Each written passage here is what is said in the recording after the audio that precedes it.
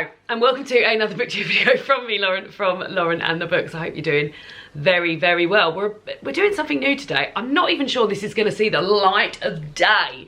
We're going to see if it works out, but I'm about to put a little call out on Instagram and ask you guys who see the Instagram story to say that they'd a particular book they'd like to see on my shelf. So I'm going to say, well, you'll see what I'm going to say. Let's go for it. Hello! This is weird because I'm actually filming a video. The camera's right there.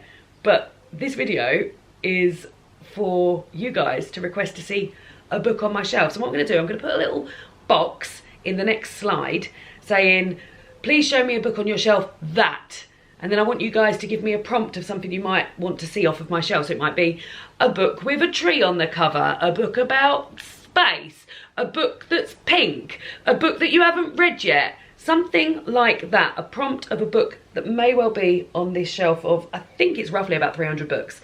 And then the video will be going live on Tuesday and you can see if I have picked out your book. So as I said, next slide, put a little prompt of a book you might want to see me pull off me shelves and talk about in this video. Hi people that are watching the video. And let's go for it. Sounds all right, doesn't it? Makes sense? Let me just put the old captions on it, gang, the old captions. Takes a bit of time to put the old captions on it, the old captions. Here we go, the captions are there. Take a little photo of me with the bookshelf and put the box in.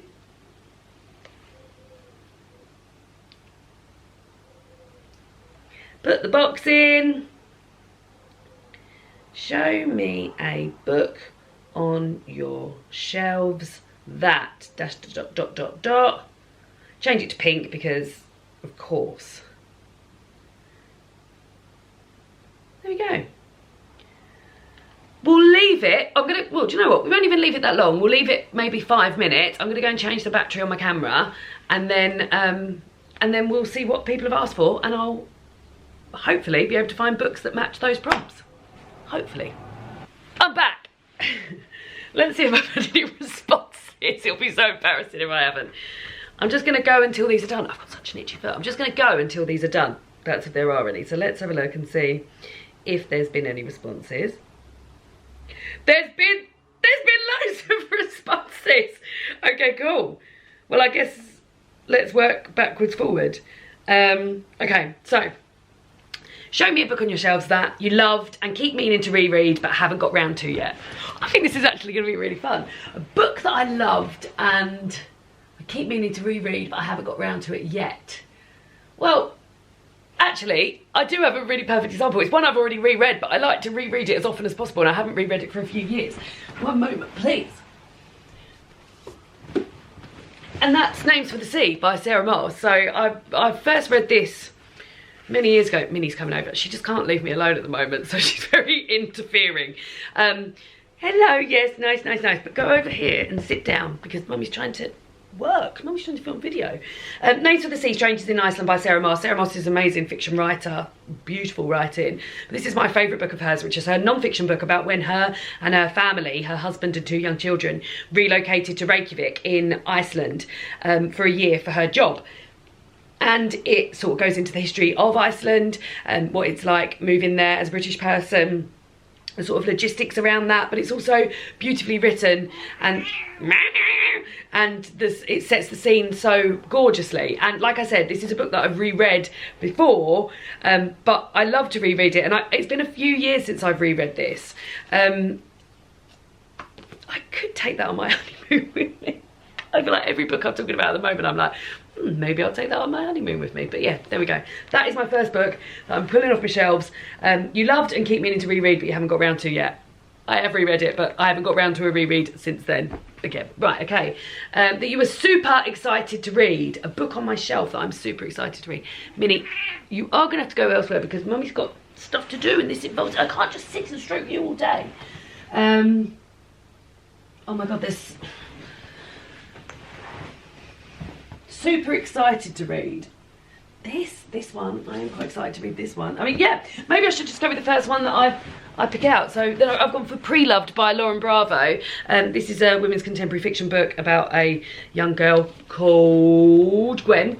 Oh, I say young girl, She's in her mid-30s, same as me, coasting through life, perpetually single, etc, etc.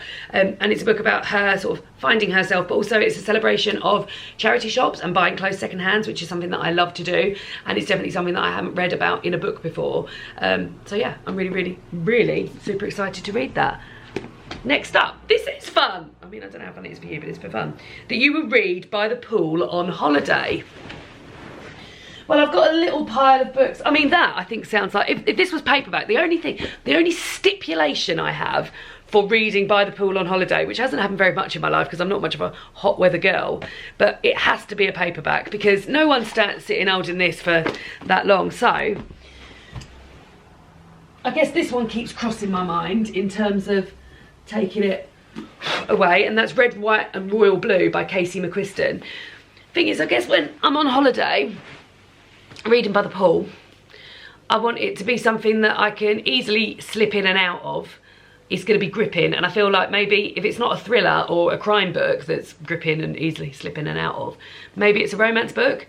And I started reading this a few years ago and didn't get past the first chapter, not because there was anything wrong with it, but I think I just had lots of other stuff going on. So this is a romance book between the son of the President of the United States and a prince from this country who I think is based on Prince Harry, and their romance. They're called Alex and Henry, and Harry's actual name is Henry, so that would make me think that that's what's going on. But yeah, I think they start off as sort of like, they don't really like each other very much. Enemies to lovers, that's a trope, isn't it? So yeah, I think this would probably be a good pool read. There we go. Made an impact on you that you never expected. Let's have a look, because all of these are books that I haven't read mainly, so the ones up here are going to be, well, I mean, I've got one that I've literally recently just read, so yeah, because I guess the impact I didn't realise would stay with me. And that's I'm a Fan by Sheena Patel. I hoped I would like this, as I hoped I would like all of the books on the Women's Prize for Fiction long list, but this has really stayed on me, so stayed with me in terms of impact. I feel like I can't stop talking about this book at the moment. Whenever I'm talking to anyone about books I've read recently, I'm like, oh, I read I'm a Fan and I really loved it, and I like talking to people who have read it. So we're following an unnamed narrator who is having an affair with a married man who is also having an affair with somebody else who is quite prolific online in terms of Instagram and a social media presence.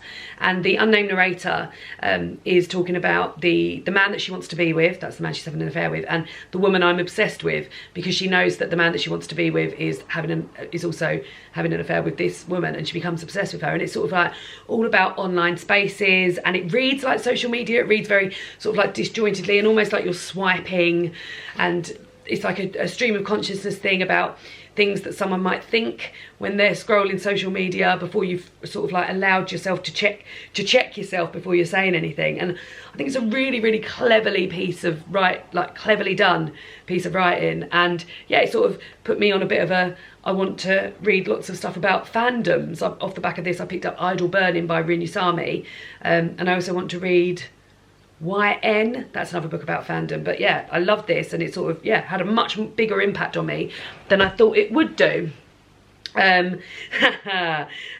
You'll probably never read. Pick a book on my shelf that I'll probably never read. Very confronting. Well, honestly, I mean, because there's only so many books for so many days, but yeah, that I'll probably never read. Let's have a look. Very good thing. Very good prompt. Because there's plenty of books on here that I'm not feeling like I would reach for. And in which case, why have I got them on my shelf?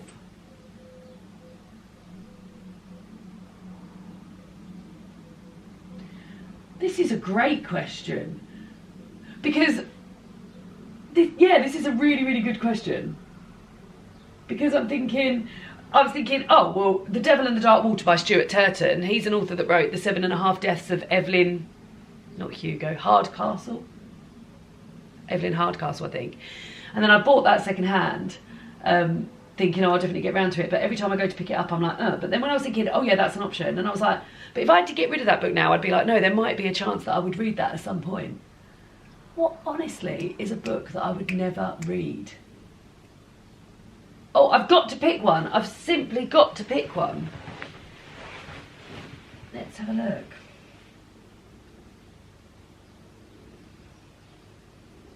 Because there are books that have been on it for so long. This could be long. Maybe one of these three. This is maybe this. So these are 3 Daphne du Maurier books that I picked up secondhand from the desk at work. They were 50p each, and they're these sort of like Reader's Digest. Well, these are by Heron books, and they're The Flight of the Falcon, Not After Midnight, and Hungry Hill. And I guess the reason I'm picking this one first is quite badly damaged. It looks like it's been eaten, because of the way that they're a bit awkward to read. They don't look very thrilling and exciting, do they? But I remember I was thinking, like, how can I turn down 3 Daphne du Maurier books for 50p? In fact, I think I had another one of these, and then I've since then got that in paperback. So yeah, I probably bought these on a bit of a whim, and I think I'd be much more likely to read them if I were to own them in the lovely paperback copies that I love so much, like these ones, the Virago ones that have this lovely stripy spine. So yeah, I think I did that with another one of the Daphne du Mauriers. I ended up getting rid of it. So yeah, chances are I probably won't ever read one of these ones. I'll wait until I got it. But then I don't know if they're all published actually, because Not After Midnight, I've not heard of that before. Does it have a blurb? Oh, it's short stories. Oh, it's short stories. Okay, so this is a collection of short stories, and I've already read The Breakthrough, because that's another short story collection that I own that Virago's got. So this might be, it might be that I have already read some of these. But yeah, I think that's the answer to the question. That's a very, very, very good prompt. Very good prompt. With the ugliest cover. I mean, they're pretty ugly, aren't they? Those ones I've just showed you there.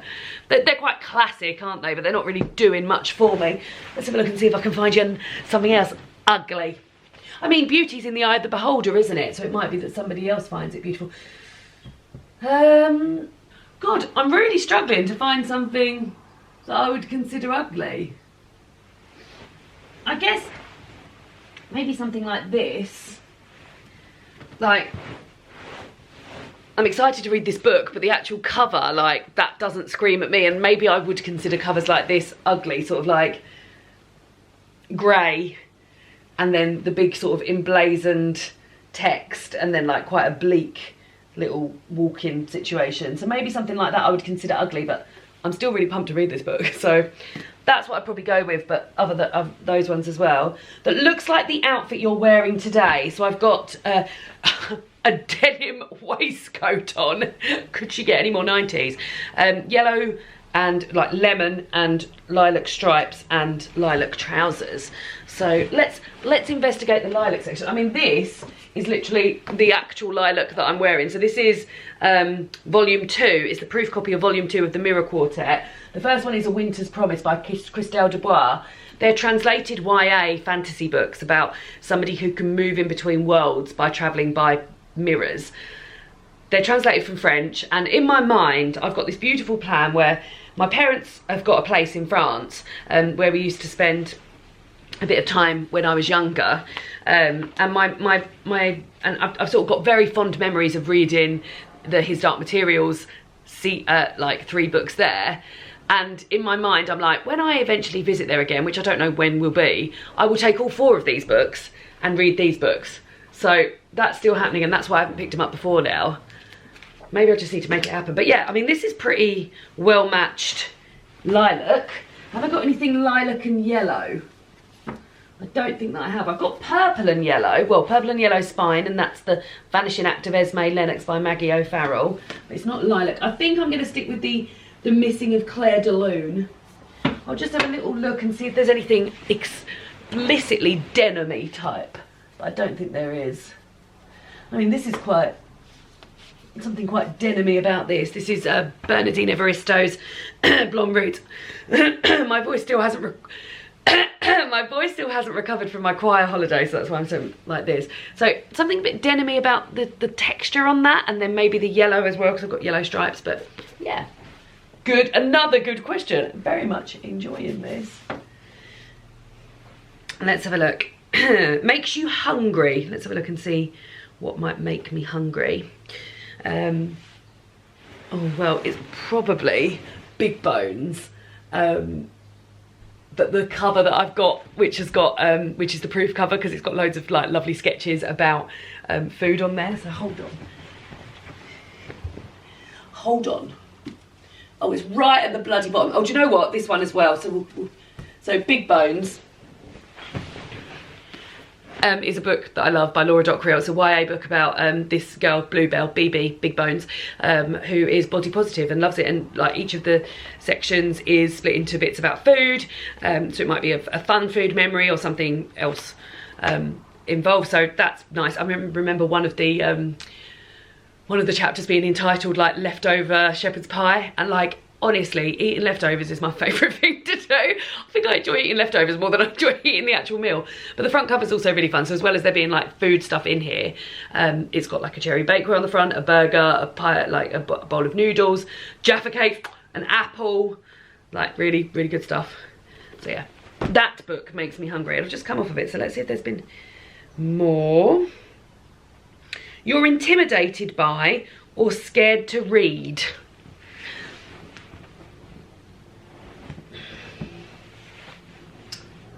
Another great question. I mean, there's plenty I'm a bit nervous about reading because I want them to be so good. So for example, I've got a whole pile of books I've put down here. I mentioned earlier about my honeymoon, but I've put aside thinking, I really want these to be good. I guess, actually, one of the main things I'm intimidated by, for two reasons, because I really want them to be good, and also because they're quite big, and it's a series of 5 books, I believe. And the first one is on my honeymoon TBR.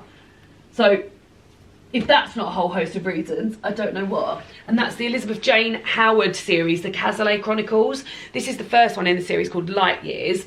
I've got the second one, which is called Marking Time. Then there's Casting Off. And then there's Confusion, and then there's one more, which I think was maybe written a little bit after the series was written. But like you can see, that they're quite big and chunky, guys.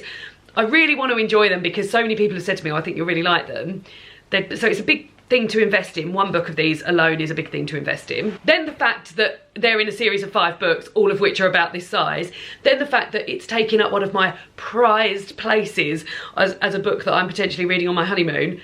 Maybe I am a bit frightened to read it, or a bit intimidated because of those reasons. But yeah, so it's about the Cazalet brothers, who are Hugh, Edward and Rupert, and they return to the family home in the heart of the Sussex countryside with their wives and children. Every summer they do this.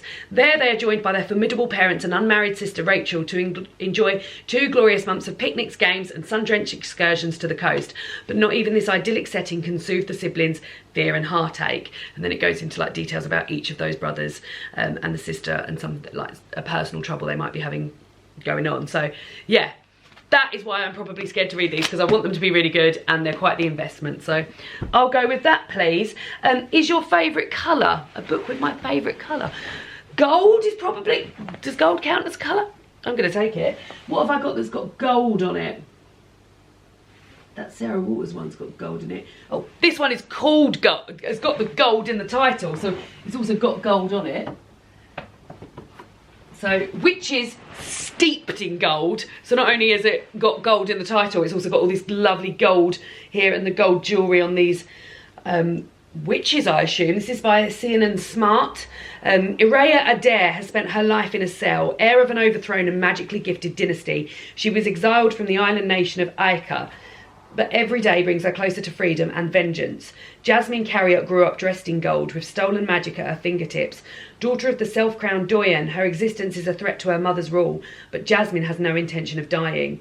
Sworn enemies, the 2 witches, this sounds great, enter a deadly alliance to take down the woman who threatens both their worlds. But revenge is a bloody pursuit and nothing is certain, except the lengths Irea and Jasmine will go to win this game.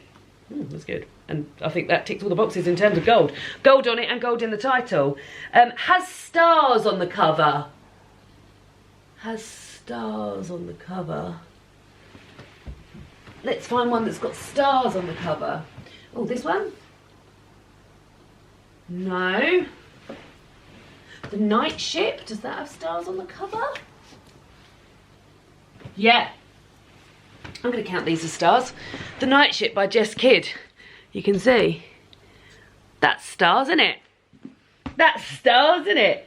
You Want to Reread, I've mentioned that. That was published on the year you were born. Oh, can I do that? Because I don't know if I'll be able to find something that was published the year I was born, because I read sort of relatively new stuff. Not much stuff that was published in the 80s. Let's have a little go at maybe some Daphne du Maurier's. See if any of these were published in the 80s. That was published in the 80s, but not the year I was born, 80s. No, that's 2011. I definitely wasn't born then. If none of my Daphnes do it, then we're not going to be able to find one. 1931. I was definitely not born then. Another one, The King's General. There's going to be some books needing to go back after this, isn't there? 1946. Definitely not born then. The House on the Strand. That's a bit more recent, isn't it?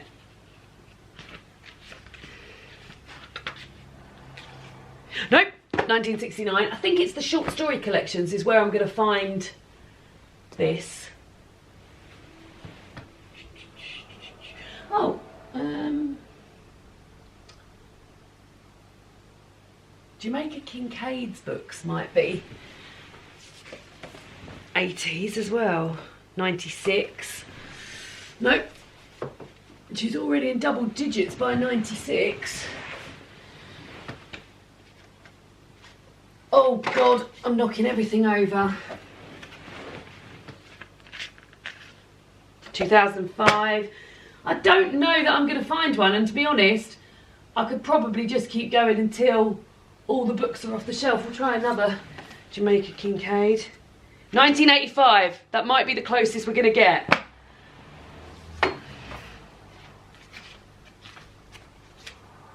$1990. I don't think it's going to happen for us, gang. But a great, great question.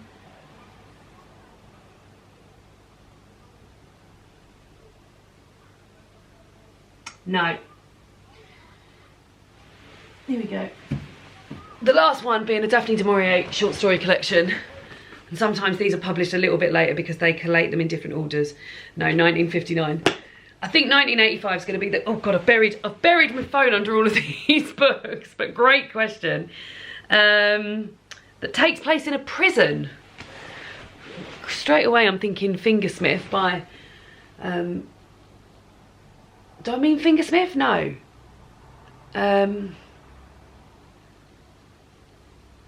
Oh my God, what's that one by Sarah Waters that's set in a prison? I don't know if I've read all that many books set in a prison, but that one is screaming to me. But I didn't love that one, so I don't think I would have hung on to it. I can't even think what that's bloody called. There'll be loads of people screaming it at me at the screen. Right. I mean, I don't know why I'm wasting my time thinking about it because it's not even here. What other, have I got any other books here that are set in a prison? Let's have a little look around. Oh! I've got one. Partly set in a prison, Bridget Jones' The Edge of Reason by Helen Fielding, when Bridget unknowingly tries to smuggle drugs back into the country. She is sent to prison in Thailand, I think. Yeah, we got there in the end, didn't we? Is written by somebody under a pseudonym. I mean, a lot of that happens, doesn't it? Oh, Middlemarch. George Eliot. That's not her real name, is it? Oh God, imagine if I just perished here. This is another one. This could have gone on the old intimidation, because look how bloody massive it is. So yeah, Middlemarch. What's the name of the actual author that wrote it?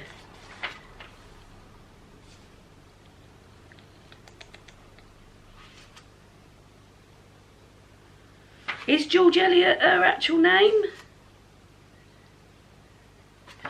Let's Google it, because then we can say George Eliot. Mary Ann Evans. Pseudonym. And also intimidating. Right, we've been doing this for about 20 minutes. Shall I do a few more? This could go on forever. Maybe I'll do this again if people enjoyed it. I've got to bloody find Instagram again now. You've had the longest. A book that you've had the longest. So, one book I remember buying very, very early on in my booktube career, I remember buying this from the supermarket, is A God in Ruins by Kate Atkinson. This is the prequel to Life After Life. And I remember buying this, like, I think I'd only made 2 or 3 videos because I remember thinking, oh, I can put that in a book haul. So I've definitely had this for a very, very long time. I don't know if there's things on here that I've had since I've been a kid. His Dark Materials books that you could imagine the front covers. I've had the first one, yeah, that one would predate that because my friend at university, Dolores, bought that for me for Christmas the first year we were at uni together. That might be on these shelves. I didn't own many books when I was younger. I very much used the library when I was younger, so I didn't own all that many books. Yeah, I think I'm going to go for the Northern Lights book, which was bought for me by my dear friend Dolores. A book that has a plant on the cover. Oh, well, Blossom? That counts, doesn't it? That's a plant. This is Peach Blossom Spring by Melissa Fu, which came out in March last year. That's another one I felt intimidated by. Turns out I find intimidated by all my books. The Twist Blew Your Mind. I've already mentioned it. Ta-da! Fingersmith. There's something that happens at the end of part 1 of this book where you are literally like, oh my shitting god.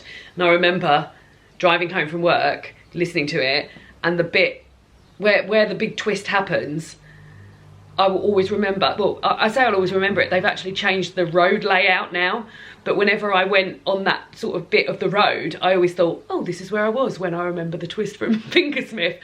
So yeah, that's quite a powerful memory, isn't it? It's every time you're driving down that road you remember it. You want to see as a movie. Oh yeah, I've got a good one for this as well. We're going back up to the favourites.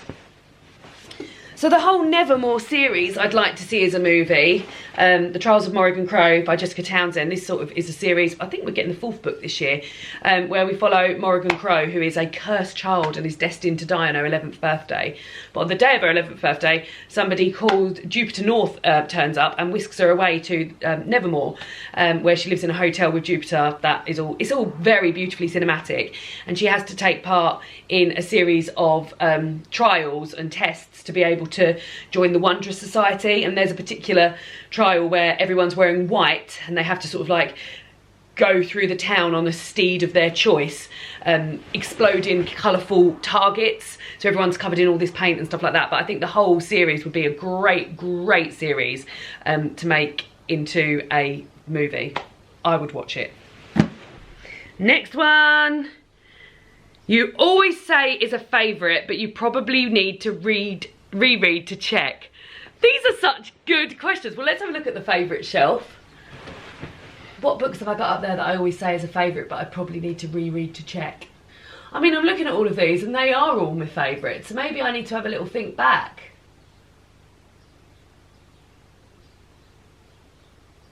Maybe I need to think back to books I used to say were my favourite, but I need to have a little reread to check. Like something from when I was like much younger. If I can mention a book at school I really liked, but would need to reread. So like the favourite book I studied at school was probably Hard Times by Charles Dickens. But I don't know if that's the first book that I sort of got when we were studying. So I haven't reread that since I was at school, whereas we studied Jane Eyre, we studied Wide Sargasso Sea, and I have reread those. So maybe Hard Times, not because it's an all-time favourite, but I definitely remember it being one of my favourites from school. So I'm going to pick Hard Times by Charles Dickens. Has the most read look, a lot of wear and tear from being read and probably loved. This is a cookbook. I will go and get it and bring it back. Yeah, so as I said, it's a cookbook. It's the cookbook Jamie's Great Britain by Jamie Oliver. As you can see, it's really fallen to bits. It's also got a lot of turned over pages in it. This is really taking a bashing. Look at the edge images of this. But this was, before I started BookTube, I used to set myself a challenge. I've done it sort of like semi, but this was the most committed I've ever been to it. I used to pick a cookbook and say I was going to cook everything from it that year. And the first year, well, David and I were living together actually, so it was the first year David and I lived together. I said to myself I was going to cook everything out of Jamie's Great Britain. And I cooked a hell of a lot of stuff. I think it was something like 83% of the stuff that was in here I cooked. And this book is sort of full of memories for me because I remember so vividly a lot of the stuff that I cooked. So Earl Grey tea loaf, I remember very well cooking that for my dad's birthday. He loves a tea loaf. I also remember it wasn't cooked particularly well. It's a little bit raw in the middle, so I remember that. And then we've got, pick another one. Wee Scotch eggs, I remember cooking those when I went to my friend's Lynn and Mix for dinner, and I remember cooking those and taking those round there with me. Yeah, there's lots and lots and lots of memories here. Chestnut pumpkin soup. When did I cook chestnut pumpkin soup? I don't remember that one so vividly, but like the book itself is full of memories, and like, yeah, it's really, really bashed about. And yeah, I probably will never revisit this book in that way because I don't eat meat anymore, and a lot of the recipes were meat. But yeah, I had a lovely time with that. I would really, really like to do this again as a whole sort of series maybe, and really chronicle it and make a big video of it and then put it up at the end of the year. Where I cook everything from a cookbook, because I had such a lovely time doing it. Now, my watch has just gone off to tell me that I need to do some more steps, and I think we've been doing this for almost half an hour. So let's pick the last one. Right, okay, so let's see if there is one. So it's I've had so many people get back to me with this. So if you've enjoyed submitting things and you've enjoyed watching this video, then let me know down below and we'll do this again. So the last one that I'm going to pick is has a mouse on the cover, in honour of the mouse that lived here that I threw out. Let's have a look. Have I got any books with a mouse on the cover? I've got so many books to put away after this. Mouse! My niece used to say mouse really funny. Mouse! That got a mouse on the cover? I was picking the Restless Girls. It's got lots of animals, but not a mouse. Not a mouse. Has Hedgewitch got a mouse on the cover? No, again, lots of animals, but not a mouse. Mouse.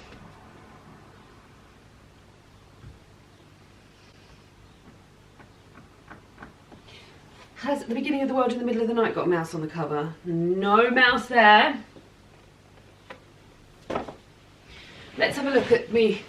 Melissa Harrison books. They're very much about nature, and they may well have a mouse on the cover. I don't want to be in a situation where I'm injured of books.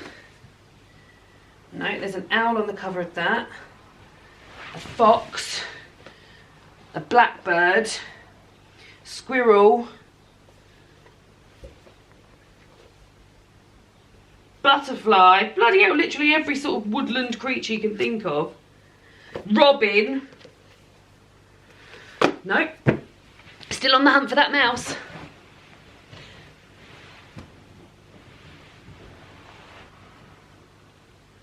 A book with a mouse on the cover. Book with a mouse on the cover.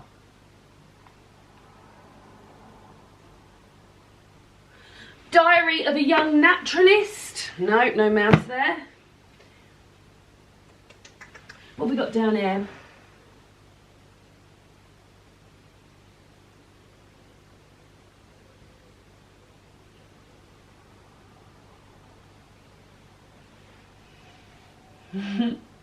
I don't think we're going to find one. Nope.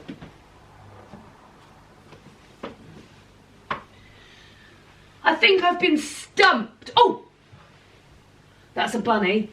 I remember the Samantha Irby books have got animals on them. A bunny, a hedgehog.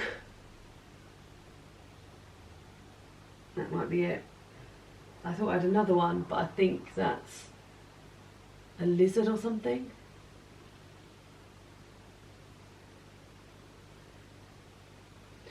Just from where I'm sitting, I can see 4 books with bees on the cover.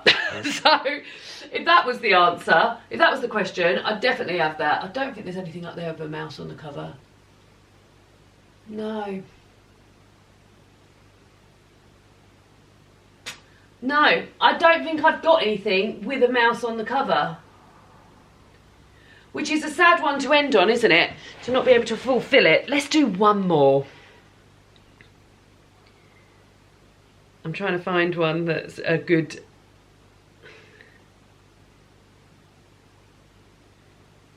Oh, okay, so we'll finish on this one. You are saving for a special occasion or a trip or a holiday. So, I'm saving this for my honeymoon. Still life. So I mentioned that I had this out from the library. This is very special actually because it sort of like represents how wonderful this bookish community is and a great one to end on. So yeah, I mentioned I got this out from the library. I've had it out from the library so much since it's been out. It's been out since I think 2021 it came out in. Yeah, 2021. And I've got it out from the library many times. Often it's got a 2-week loan, 2-week back loan sticker on it, and I never get on very well with those. I mean, that's sort of testament to how much this book is loved, because even the paperback copy had a 2-week loan. And I mentioned about having it and saying it would be, I feel like I'd really want to read it on my honeymoon. And so many people mentioned underneath that video, I think it was a library haul, and said, oh my God, I would love, you should definitely read that on your honeymoon. It's a perfect book to read on your honeymoon. Loads of people said, I read it on holiday myself. I haven't stopped thinking about it. It's absolutely amazing, absolutely amazing. I was like, well, I mean, that decides it then. So I thought, I'll return it to the library. I'll get myself a copy. And then somebody messaged me and said, if you would like to put that on your wish list, I would love to buy that for you so that you can take it on your honeymoon. And I was just like, that is such a lovely thing. So I did that. And thank you dearly to that person who messaged me to say that, because that is just such a kind thing to do. And I will forever be reminded of, I don't know whether or not to say that person's name. No, I shan't say that person's name, but I'll be forever reminded of your kindness when I pick up this book. And also forever reminded of the sort of community we've made here for each other, haven't we, with the bookishness. So yeah, that's something I'm very, very, very much looking forward to reading. And I've saved it for a special occasion, which is my honeymoon. So there we go. That was really fun. I hope you guys enjoyed it too. It's gonna be an absolute shitter to edit and put all of these books away. But yeah, I had a really good time. If you enjoyed watching this, then let me know and we will do this again. We can do it again. And yeah, I'll see you all again soon with another BookTube video. Look at the state of my shelves now. Bye!